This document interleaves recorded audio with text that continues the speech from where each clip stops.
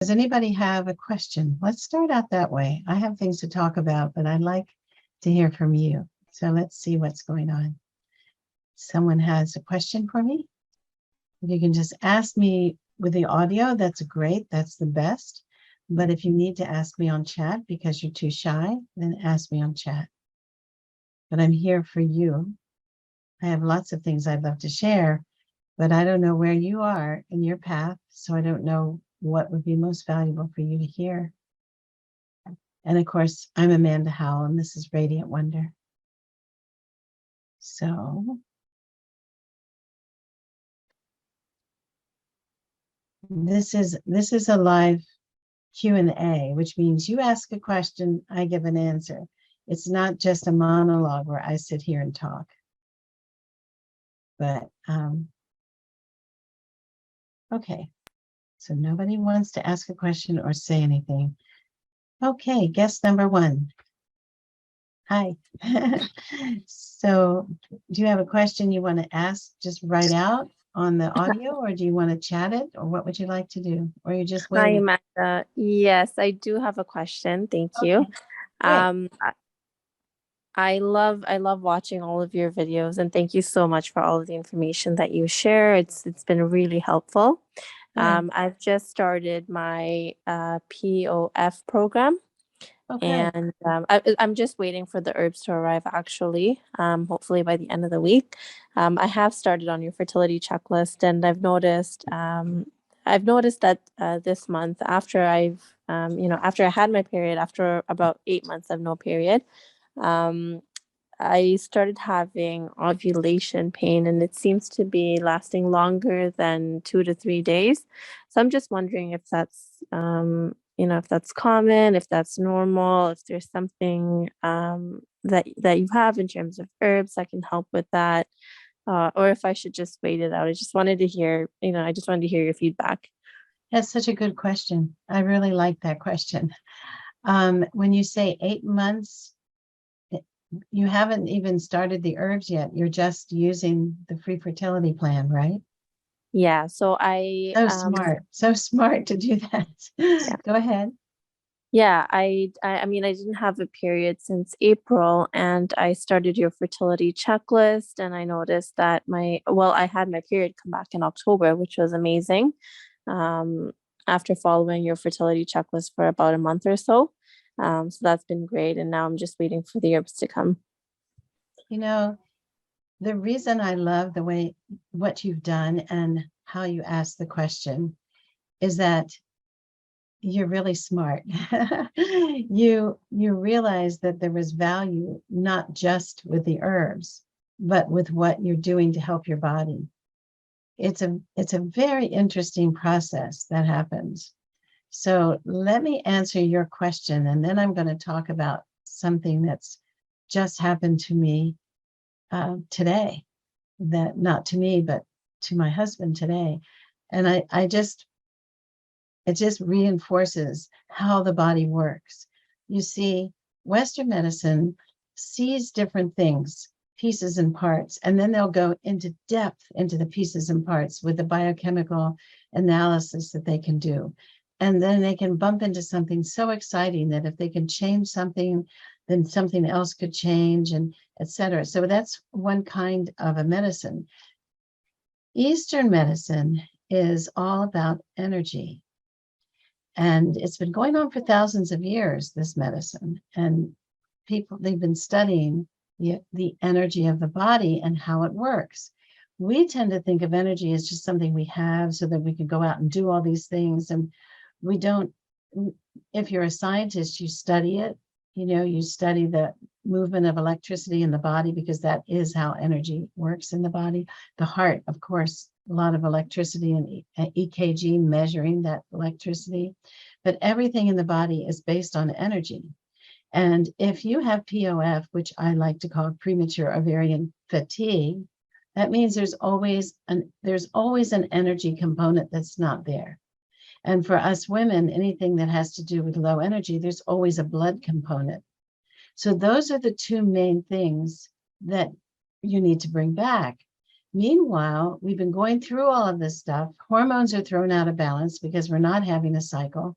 And we begin to try to deal with the effects of that. And so we think we get depressed all the time, or we have, we panic all the time. We have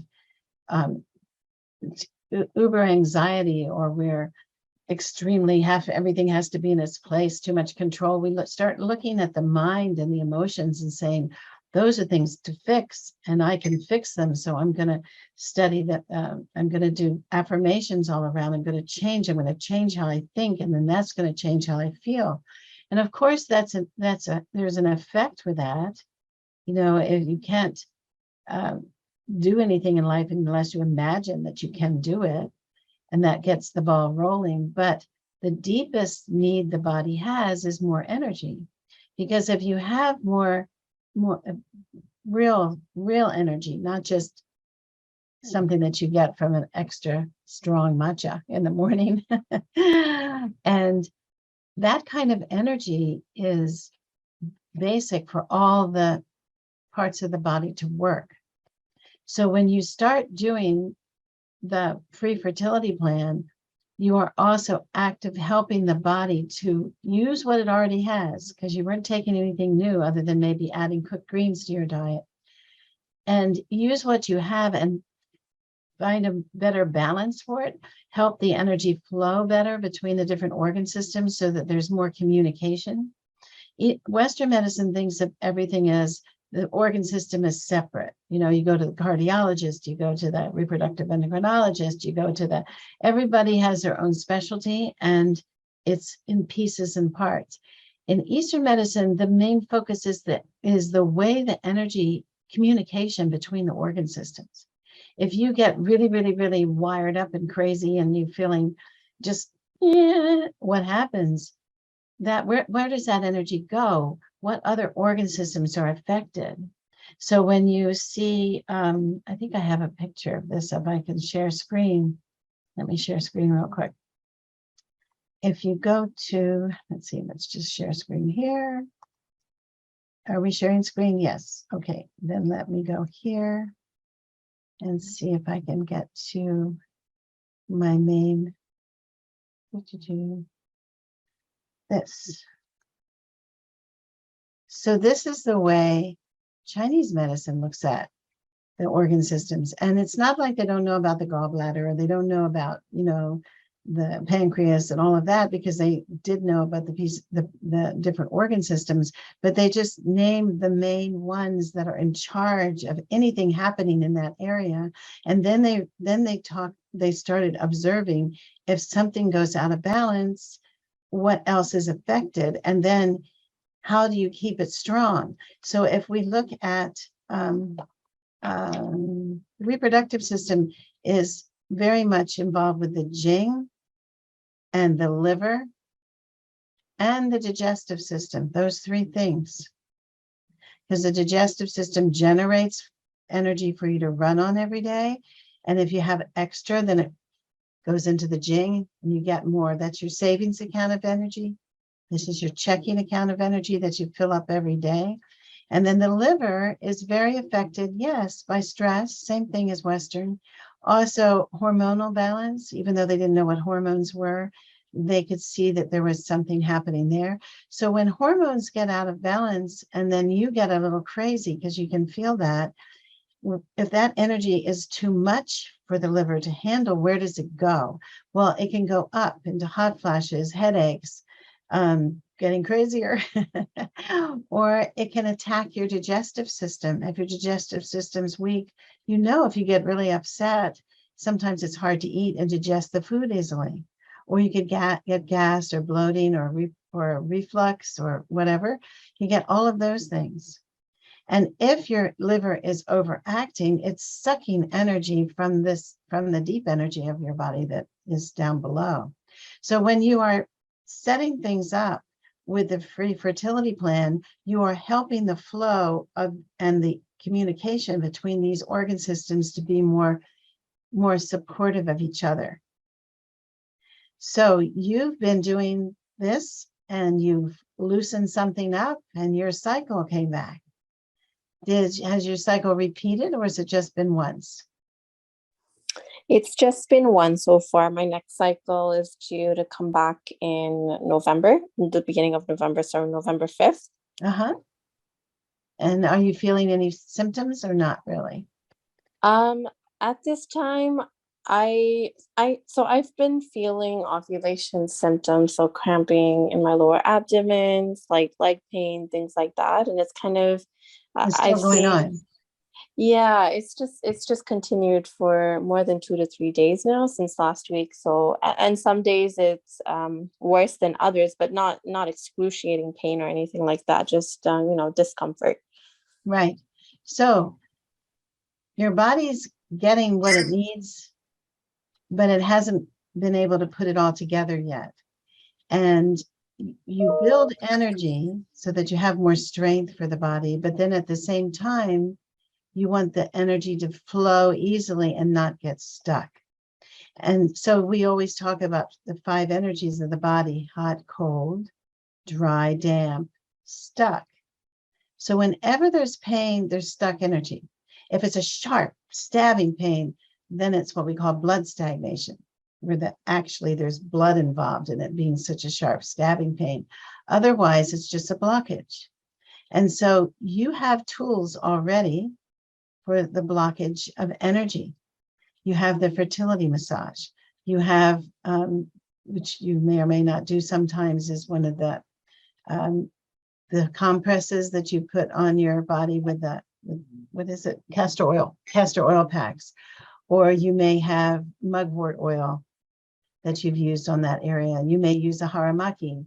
You may take a hot bath, something that adds more warmth, because warmth gives more flow in the reproductive area.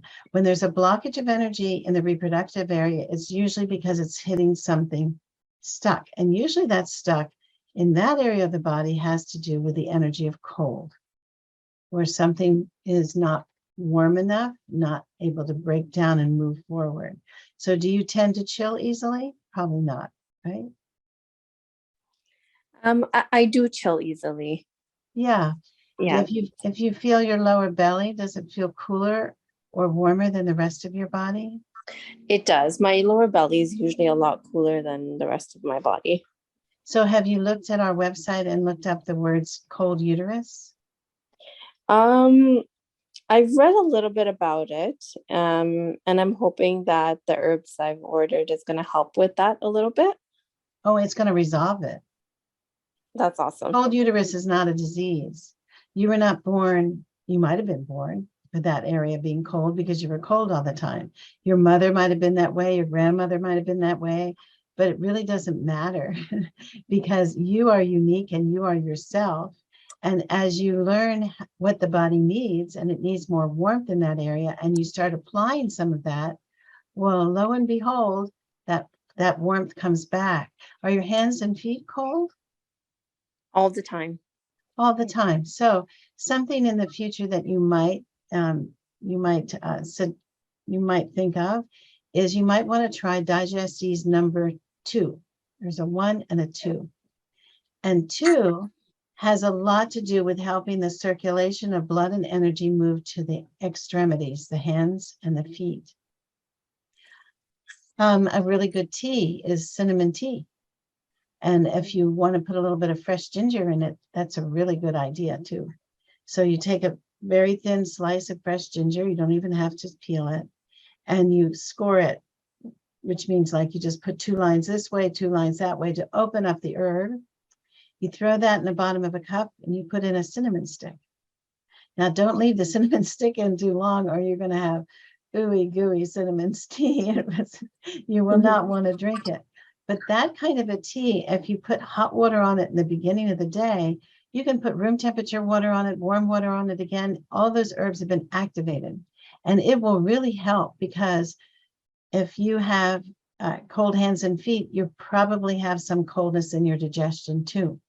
And the digestion hates cold. But the average diet, American diet, which has now been spread all over the world because we just share everything, is too much cold. Cold Jamba Juice, cold this, cold that, ice cream, everything. And so, and in the beginning, when you first start eating that way, your body goes, oh no, I don't want that. But you wanted to go, you were 13 or 14 years old and you wanted to go have Jamba Juice with your friends and you just really didn't care. So at this point, the body's going, I'm not going to say anything because she hasn't listened to me for years and I need the energy I have, not to talk to her, but to get things warm enough that I can keep things moving in the body. So you are progressing. Your body is waking up and it's trying to do what it knows it can do. The most important thing that it can do in the world, which is make a baby. But it needs to have the support of more warmth. So without buying another herb, you can do that yourself. You can do that little tea. You can, just if you have a heating pad while are you a student or you work? What is what's your life like? I'm currently working. Is it a sit-down job or a runaround job? Right now it's a sit-down job. It's a supervisory role. So I'm usually working from home most of the time. So you're working with homeless people, you said? No, I said I'm working from home most of the time. I'm a nurse by background, yeah. Okay, and is there anyone else at home when you're working there? No. Oh, that's nice. Yeah. That's very nice. So that's good. So you can have an environment that helps your body to heal. That's fantastic. Really good. So be sure that once an hour you stand up and sit down again. You could stand up and do something. You could dance around a little bit or something, but even just standing up and sitting down, you have the arteries that are filling the reproductive system and down to the legs, and then things coming back up. It's like a gate that when you sit, it kind of closes a little bit. And then when you stand up, the gate opens and everything comes down. So I would do that because that's going to help. Because not only do you want to be building blood and having nice warm things for your uterus, but you also want there to be good circulation of blood and energy. Have you listened and seen the video you have? Did you download the free apps now that you've bought some products? Yes, so I do have the Kajabi app. Good. And yeah, I did do the fertility massage and I do the Radiant 8 energy exercises as well. Yeah, and at the very bottom of all of that, because you see all those folders, the last folder, I think there's about 6 folders. The last one says bonus content. We now have a 4th technique. So we have the 3 techniques that we talk about, because they are the most powerful part of the self-care program for really getting things to coordinate and work together and get that energy that you're building moving. But there's something called the femoral technique, and they're in the content. There's a whole little video and a Q&A when I'm explaining how it works. And if you do that, you want to do it twice a day, the first 2 weeks of your cycle. So your cycle came in around the full moon or the new moon? The October 9th. I can't remember if that was the full moon or the new moon. But well, yeah, I've done the femoral technique as well. Okay, so have you ever calculated where do you live? I live in Toronto, Canada. Toronto. Okay, so that's Eastern time. So okay, East Coast full moon schedule. So let's see if it's a full moon. So November 1st. Okay, so the full moon is the 8th. And you said yours was due around the 5th. So the 8th, so you are one of those who, at least for now, because you can switch, the body will switch sometimes and go to the new moon, but you are there where you are on the full moon. So not only is your body working, but it's working with the right rhythm, that it has the rhythm, the connection with the moon. Mm-hmm. So that's another very positive thing.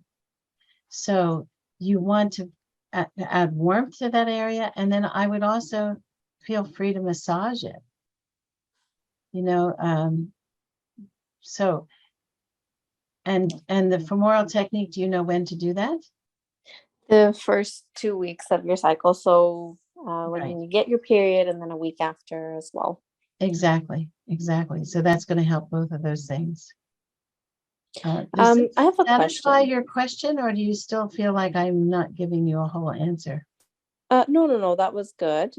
Just wondering, with the femoral technique and the fertility massage, can it be done outside of the 2-week um, period, or does it have to be done at the first 2 weeks of your cycle? Well, the fertility massage is actually two massages in one.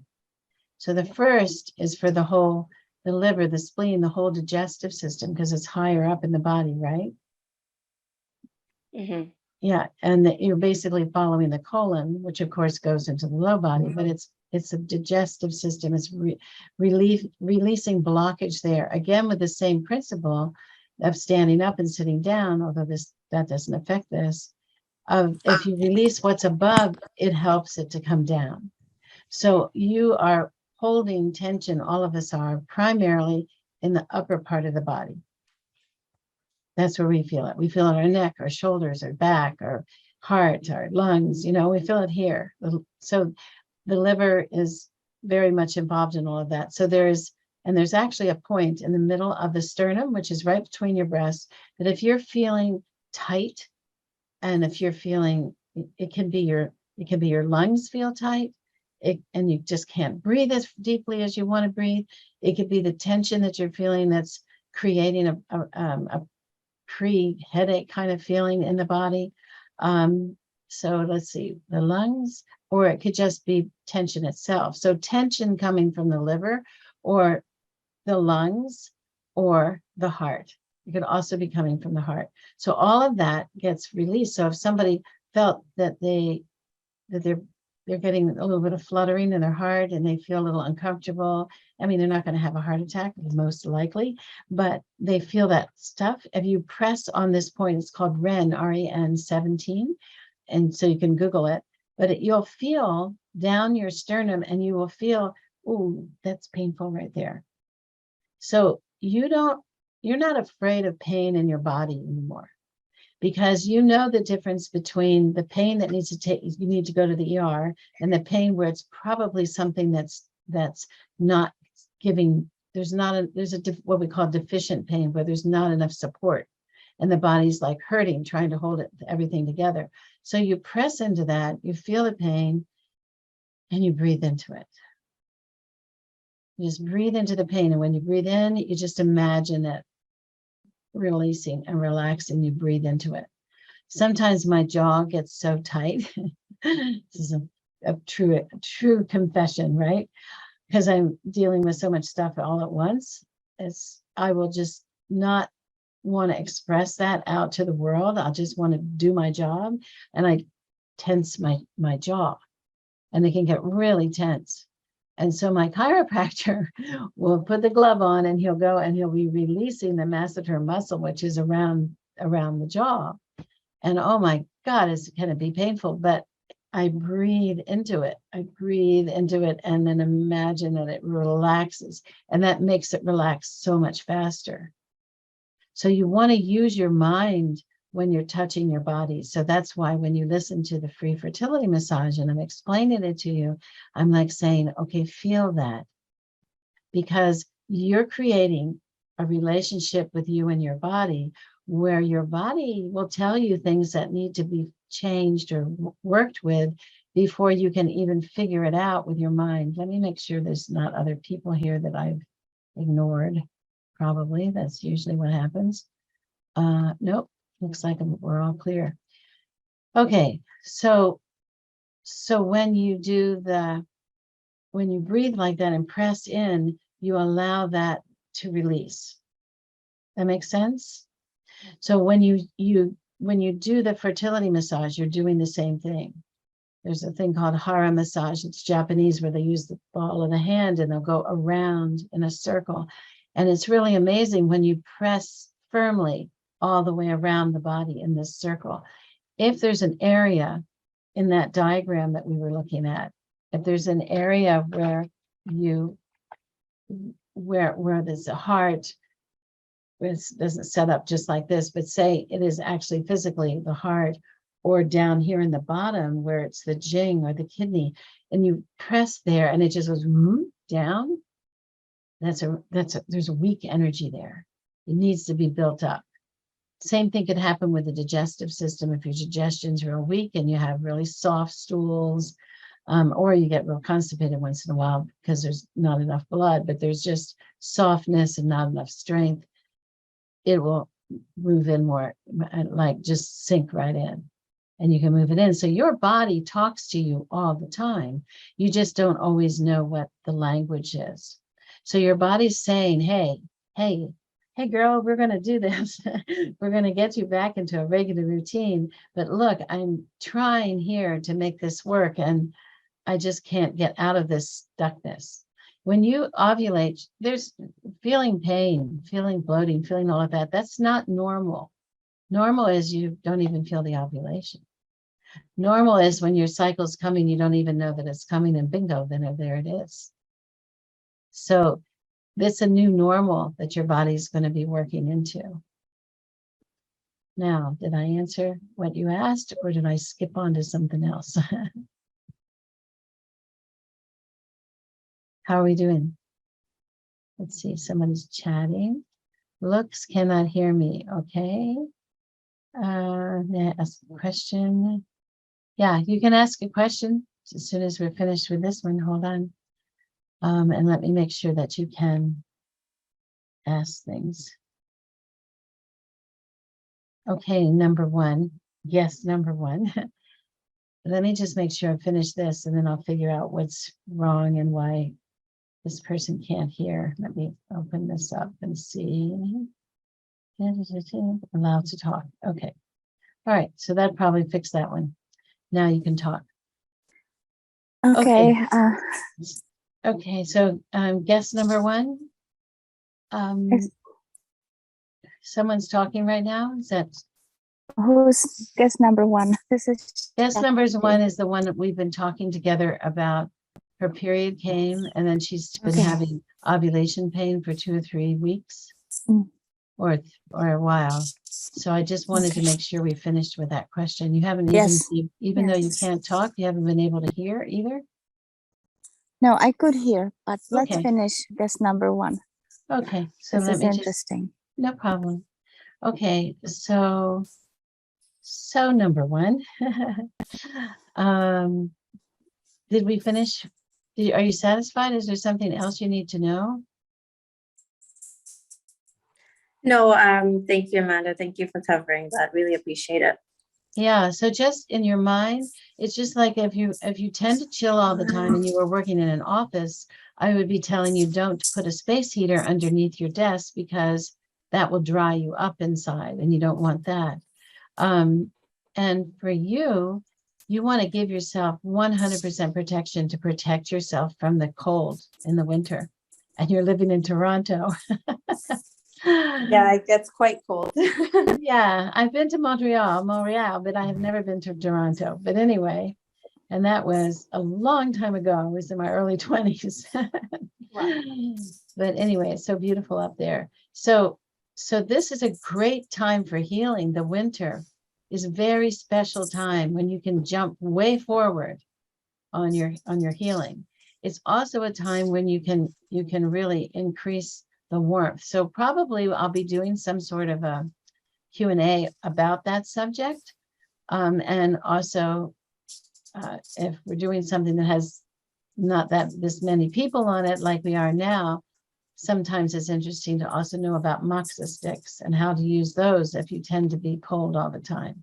Because what you want to see besides your cycle, you want to see a body that can hold a pregnancy full term. And a body that's cold all the time is going to have trouble. You're going to have trouble holding the baby. Babies don't like to grow up in refrigerators. And here's a baby waiting for that great bunch of blood that was coming to bring him what the baby needs right now. And there's a supply chain problem, like with COVID. And it's just the trucks aren't bringing it down the way they should. But if you have that warmth and that energy, your body will not only hold this pregnancy full term, but you will get pregnant again, probably pretty quickly once you have this baby. So don't think just about the cycle. I've been doing this for 25 years, and I used to talk to everybody, could do it all the time. And one of the first things people would tell me after 3 months is, nothing's happened. I don't feel any different. Nothing's happened. So that's how those self-assessment forms were born, so that you can actually keep them and look back and see, oh, I did feel that way. Oh, I did have cold hands and feet. I don't even remember that. And you realize that you've had a lot of changes, and those changes make the body so much better and so much stronger. What I wanted to share before, and I'm going to share it right now, is I think everybody knows at this point, because I tried to hide it as long as I could, but it got severe enough I couldn't, because my husband was in the ICU for almost a week, and then he had to go back to the ER again, and he's recovering from that. And thank God. So we got him off of all the drugs, and he has until the beginning of January without any kind of drugs. So he's going to an amazing acupuncturist that uses electrostim with the acupuncture. And he's like, so that's somebody that's worse than you as far as energy goes, right? And you're sitting there thinking, which you think, which is your level of your health, is it ever going to change? Am I ever going to feel any different? I hear about these people, but that's not me, and I have a friend who's never had a child, and I've had, whatever, your mind just goes that way. And he woke up this morning and said, I feel normal, and didn't look normal. And he still has trouble walking up the stairs. This tall, athletic guy never had a problem with anything, but something's shifting inside. And that shifting, I told him a couple of weeks ago, I said, it's going to take you at least 6 weeks or at least 3 months for you to really feel a shift in your energy, where this is a different way of being than I've ever been before. And that was his first feeling of that happening. Because, as I said in the beginning, there's Western medicine that thinks of you in pieces and parts, and then connecting them with biochemical things. And then there's Eastern medicine, where the whole goal is, first of all, not to do any harm, not to do anything that would hurt you in any way. And then at the same time, building a body that's like the garden that we talk about, where it has what it needs. And as it gets what it needs, it begins to build an energy and an ability for great health, that at a certain point, you don't really have to be too involved, just to keep giving it what it needs. And do you need to do it forever? No. Do you have to put fertilizer in the garden every single week once the garden is fertilized? No. You're building a body that, in this day and age, you're still probably going to want to do things to help yourself, but it's not where it's a drug that you're signing up for life. And what you're looking for, besides having a cycle come back, is you're looking for more consistent energy in the late afternoon. Hands and feet that aren't cold all the time. That's a really big deal. And in the winter is a time when you can heal a lot of those things quickly. Okay. Okay, we're kind of finished, I think, right now. Does anybody? I never went over the subject I was going to talk about, but that's okay. Sure. I'll do it in the IG on Thursday, and I'll do it in the path on Thursday too. Well, great. I'm glad to see you all, even though I don't see you. And I'm glad to see you, Shakti, and guest number 1. I'm so glad to talk with you. So thanks for coming in. Thank Both of you. you. From the heart. Thanks. Bye-bye. Bye. And I'm sorry, like these lives, one week I can't do them because, like, this next Tuesday, I'm flying out with Russell to the factory to work with him and the person that works there to get out as many products as possible, because his having gotten sick put us a little behind, and now we're really catching up. So and then when I'm out there, I can't do other things.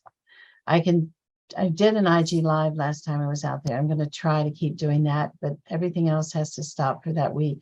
But I'll get back to doing it every week. It will come.